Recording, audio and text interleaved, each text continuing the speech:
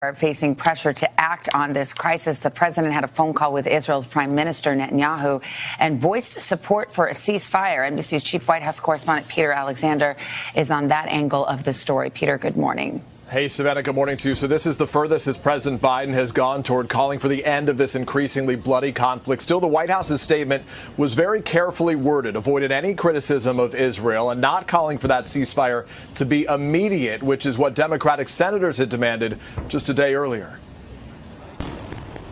With the violence between Israel and the Palestinians now in its second week, President Biden in a call with Israeli Prime Minister Benjamin Netanyahu signaling a change in course. For the first time, according to the White House, expressing support for a ceasefire, working with Egypt and other allies to make that happen.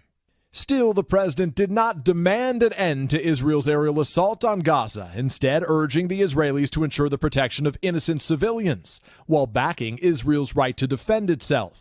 Earlier, the White House was pressed why the U.S. had yet to publicly call for a ceasefire, even as the death toll grew. Our approach is through quiet, intensive diplomacy, and that's where we feel we can be most effective. Pressure on the president's been building, including from progressives within his own party, urging President Biden to take a tougher stance against Israel's bombing campaign.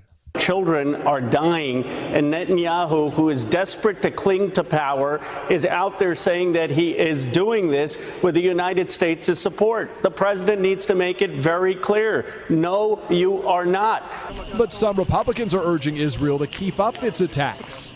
Once you start these things, I think it's incumbent upon Israel to do as much damage as they can to make sure it doesn't happen again anytime soon. The violence, the latest in a bloody cycle with no apparent end in sight. It really isn't clear to me, what anybody is fighting for. There's no peace plan on the horizon. And Peter, as mentioned, the pressure the president is feeling is from within his own party. Yeah, no, Savannah, you're right. So he's facing this increasingly dynamic challenge within his own party. Many, mostly progressive Democrats, are urging him to be more forceful in his position toward Israel. That is a significant, a notable change in tone from the past. 28 Democratic senators, that's half of the party's caucus, signing onto a letter calling on President Biden to take decisive action to help end the fighting there. And among some Democratic lawmakers who've been very supportive of Israel in the past, there is a new push right now to delay an arms sale to Israel that had been approved before this latest escalation. Savannah? Peter Alexander at the White House. Peter, thank you.